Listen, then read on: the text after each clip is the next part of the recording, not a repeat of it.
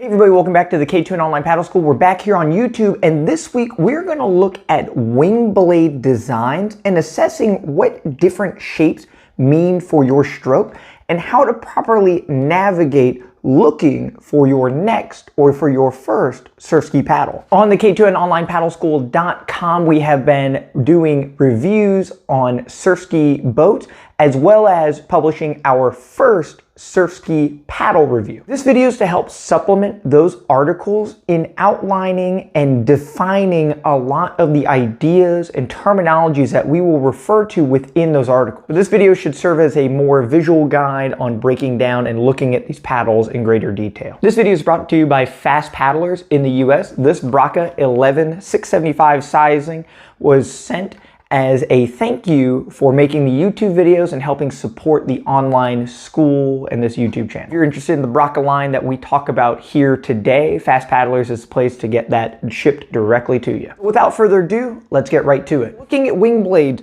at a glance, they are very odd looking paddles. If you're used to typical kayak paddles or canoe paddles that are symmetrical and flat, they're very basic in their design. The wing blade has a tremendous amount of curvatures, and then it has an asymmetrical blade face on the opposite side. So this blade is only designed to take right side strokes, and it is inoperable on the left side. Because of this asymmetry, there are features and designs that are unique to the wing blade that can't translate over to canoe paddles, so we'll talk about those reasons further forward. The major innovation and reason to use a wing blade is one, having this cutout on the inside fills up with water and allows you to make a secure lock on the water. This allows you to grab a tremendous amount of force and pressure at the front and the middle of your stroke. The real innovation comes from the soft edge on the bottom here, which allows water to dump out of the paddle. As this cup fills up with water, the paddle can travel away from the boat and up to the side, and water will flush out of here. What this means is you don't physically have to lift water out of the water each time. Looking at a flat blade paddle, what allows that to work within the canoe is as you go from the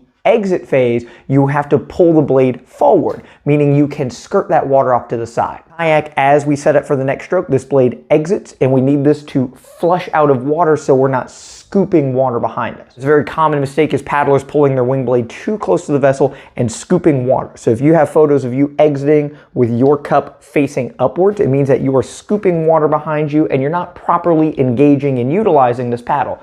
It is designed to travel to the side and flush this water out. We will talk more about the pathing in relation to the blade surface. As a reminder, the K2N Online Paddle School goes over surf ski forward stroke technique to clean up a lot of these variables and maximize the usage of your equipment.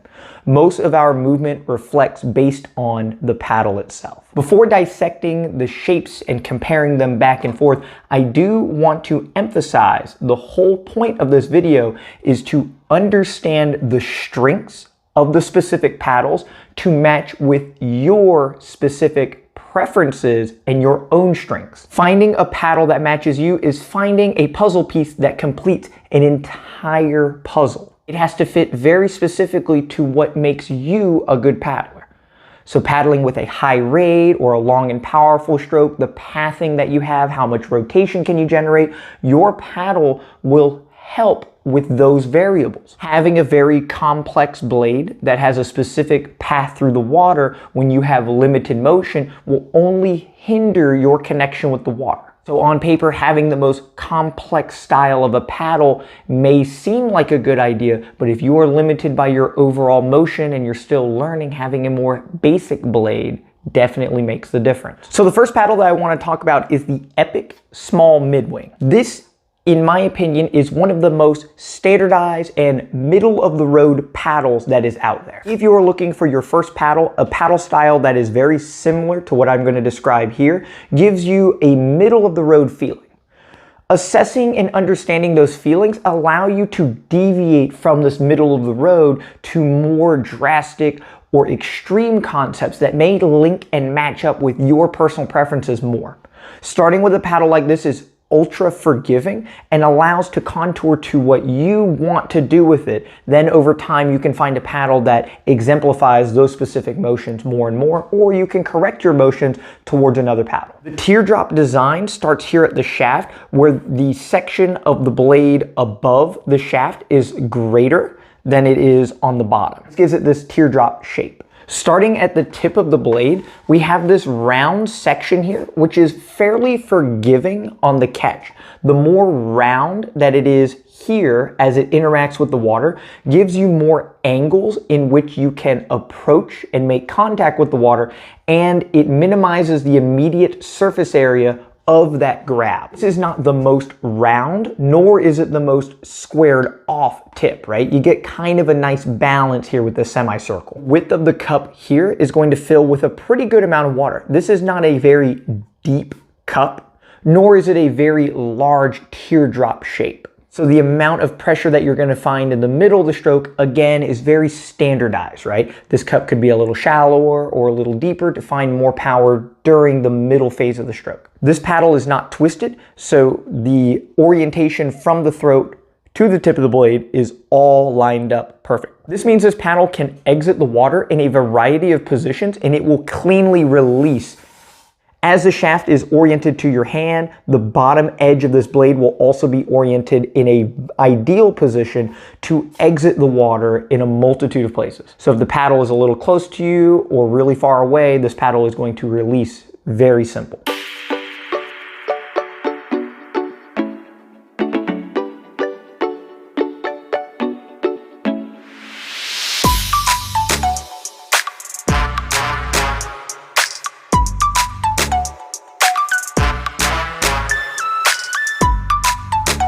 The Braca 4 is very similar to the Epic Midwing. When you hold them side by side, they have a very similar shaping. This edging here is a little bit more squared off, so the initial catch phase is going to be a little more aggressive than the Epic. We can see with the teardrop shaping here that the majority of the paddle is featured above the shaft here. The cupping is about the same size. Both of these paddles are 735 square centimeters. So this teardropping is very similar. No twist in the blade means the shaft and the bottom edge here are both lined up. So aside from the catch being slightly more aggressive, the feel through the water and from the release are almost identical to the Epic Midwing. Many paddlers that are learning the Epic Midwing or the Braca 4 are the two that I recommend because they are very simplistic within their shaping to match up to a forgiving paddle stroke no matter what you're doing with it.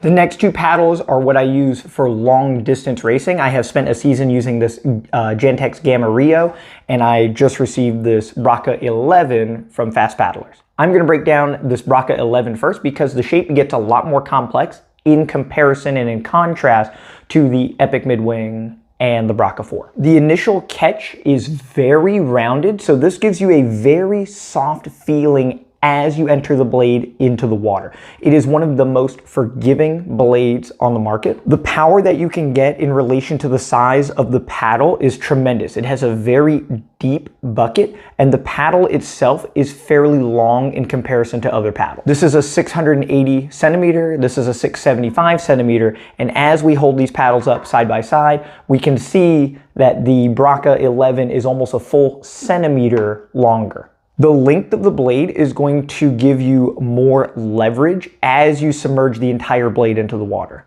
The surface area of the paddle gives you one aspect of how much water you're grabbing, but the deeper this blade goes into the water, the more leverage you're going to feel on an exponential scale. So even having the tip of the blade an additional centimeter deeper in the water will make it feel much more powerful through the middle. It has a very deep contoured bucket, so although the blade itself is fairly thin, the length and this deep bucket gives you a tremendous power phase. What makes this paddle so tricky is the blade itself has a twist within the paddle, so it'll be pretty hard to see that. I'll try to add some photos of showing the twist, but the paddle itself is actually twisted towards the top end of the teardrop. What this means is as the paddle is leaving to the side, if the blade is too close to the hull and to the body, as it leaves the water, you can see here that it will scoop that water because it is twisted towards us. Naturally, its pathing through the water wants to go more to the side to find that release. If you can rotate within the bucket to nearly a maximum, and keeping that bottom arm straight and turning to the side, this paddle will exit sooner and effortlessly. If you are arm paddling and pulling this paddle close to you and bending at this bottom arm too soon, this paddle will always be oriented towards you and you will scoop water. The twist in the blade facilitates a cleaner exit if you have the proper pathing. If your pathing is not in direct relation to what the blade wants, every stroke at the exit, the paddle will fight you. Every stroke can try to buck you out of the boat. As you are setting up these strokes, as you're completing, if the paddle is oriented properly, it is flush and effortless to leave the water. If the paddle is coming too close and you pull the blade out of the water, you will feel this jolting feeling from the blade itself. The concept behind the 11 is it's very simple to make that initial grab, right? And so finding that catch is effortless and easy and you don't even feel it happen. But once the whole blade is submerged, then you can really feel that lock on the water, then releasing effortlessly to keep the boat speed up.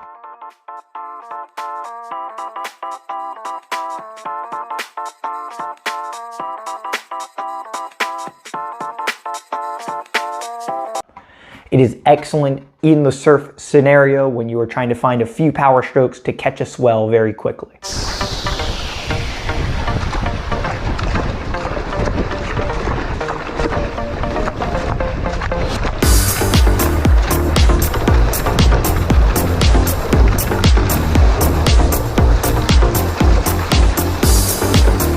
With the Jantex Gamma Rio, this edge is a little bit straighter, so this catch itself is a little bit more powerful. The blade itself finds its power through the water by being a little wider, which is going to change that feeling of power through the middle section. The blade is not twisted, so it's very forgiving on your pathing to the exit.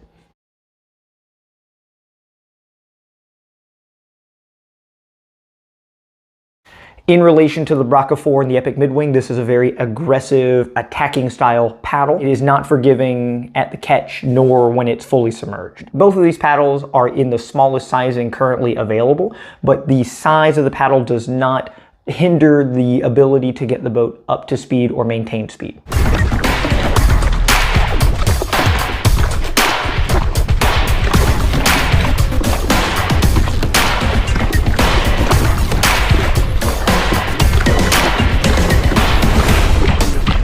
We'll talk about different sizing and paddle lengths and their effect on that next. The next paddle, which is obviously much more extreme than the typical standardized teardrop shapes that I've just shown. It's still a teardrop shape because most of the paddle's surface area is found on the top end, but it has these long parallel edges within this teardrop shaping. Akin to a Greenland paddle where the width of the paddle is not what you're finding power with, but the length of the paddle itself, right? So over submerging this blade is where you're finding the leverages on the bottom half of the paddle. The Braca 8 is bringing a lot of ideas with parallel edges and teardrops. I'll briefly go over parallel edges now. Parallel edges is where the top and the bottom of the paddle are equally displaced from the throat of the paddle. So again, we have more on one edge, which gives it that teardrop shape. A parallel edge would be parallel throughout. Having the teardrop gives you more leverage through the water. The parallel edges find less pressure in the water and have to make up for it by having longer and wider blades.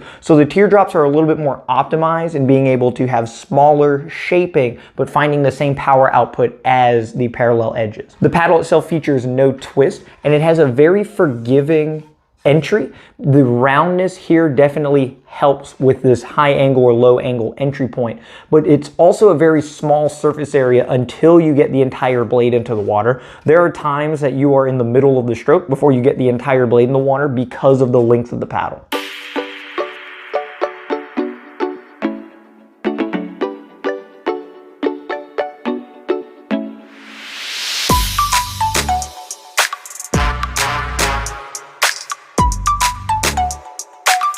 This is an ultra unique feeling paddle through the water. If you can get your hands on one, it is a lot of fun to try out and get a feel for. It gives you an idea of how extreme these wing blades can feel based on their shapes. So for comparison between the two, this is the Gamma Rio. Looking at that paddle is 5 or 6 inches, 10 or 11 centimeters longer.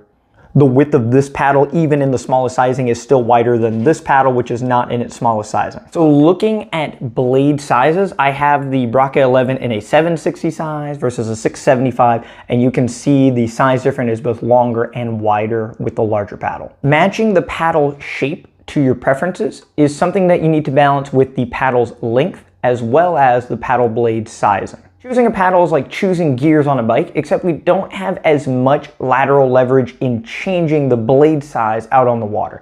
You are in control of changing the paddle length, which is a big determining factor in how much pressure and energy each stroke is going to take. The blade size and shape is a preset variable that you are kind of stuck with before you go out in a race scenario. Ultimately, you can use a large blade like a small blade, and you can use a small blade like a large blade. What this means is you can find a way to tire yourself out with the smallest available paddle within 50 strokes if you are paddling hard enough or the paddle is long enough. In contrast, you can use a giant blade for a 100-mile paddle as long as you are managing your energy, your movement, and using a very short paddle. This is feasible to use for the long distance. Tailoring the feeling of the blade through the water to match your paddle stroke for the duration that you want to use doesn't exclusively mean that you have to use a small paddle for this or a large paddle for this. It just is putting you on a spectrum of feeling, and you want those feelings to match up with your preferences. The length of your paddle can definitely influence how much pressure you find. Again, the deeper this blade goes into the water, the more pressure you're going to find on an exponential curve. This paddle on a 10 centimeter longer shaft, meaning 5 centimeters deeper into the water,